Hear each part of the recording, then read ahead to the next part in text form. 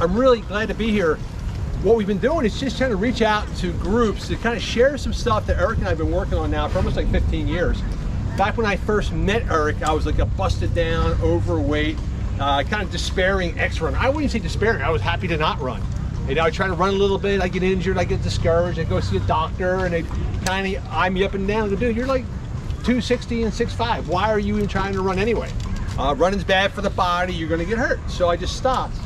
And then I was on a magazine assignment as a magazine reporter, and I met Eric Orton, and I had the same conversation with him. I was explaining why I'm not a runner, why it's bad for the body. He's like, that is completely wrong. I can train you up, no problem, you can get you running again.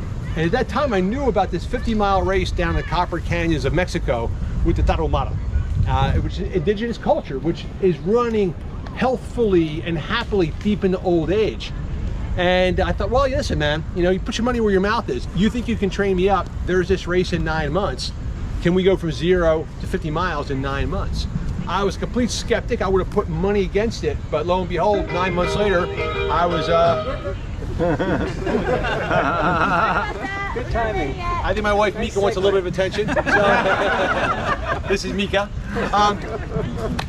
So what happened was two things. One was I got to learn for myself that this is possible to do. Number two is what Eric was teaching me actually synced in with what I was seeing by spending time with the Tarahumara and the Copper Canyons. This is a group that's been kind of cut off from most of the outside world for 400 or 500 years. And they are still living today the way all of our ancestors used to be back in the day. You know, the whole idea of like motorized transportation is kind of new. You know, we've been around for 2 million years. Cars have only been popular for like 100, 150 years.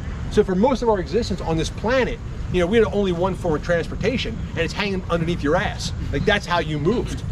But the problem is, you know, we've kind of outsourced everything. You know, you want food, you push a button. You know, you want to talk to somebody, you push a button. You don't have to move your legs at all if you don't want to. So exercise has become, instead of a way of life, it's an interruption for your life.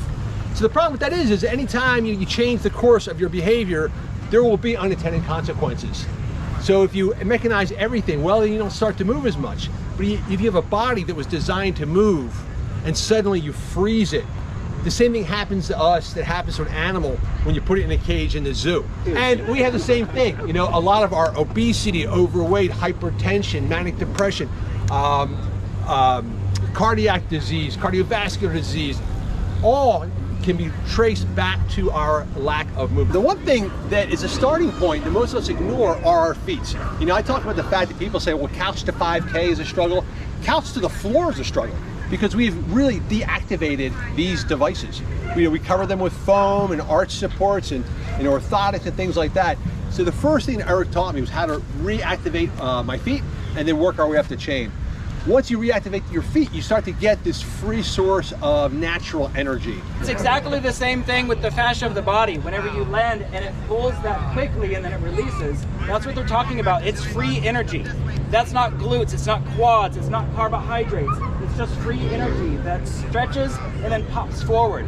Whenever you're running in a way that's not utilizing that, you're decreasing your your improvements or your efficiency with running, and you're having to muscle through a lot whenever you're just kind of giving away a bunch of free stuff. And this is the thing I think most people miss out on their runs, and that's what we're going to really focus on today.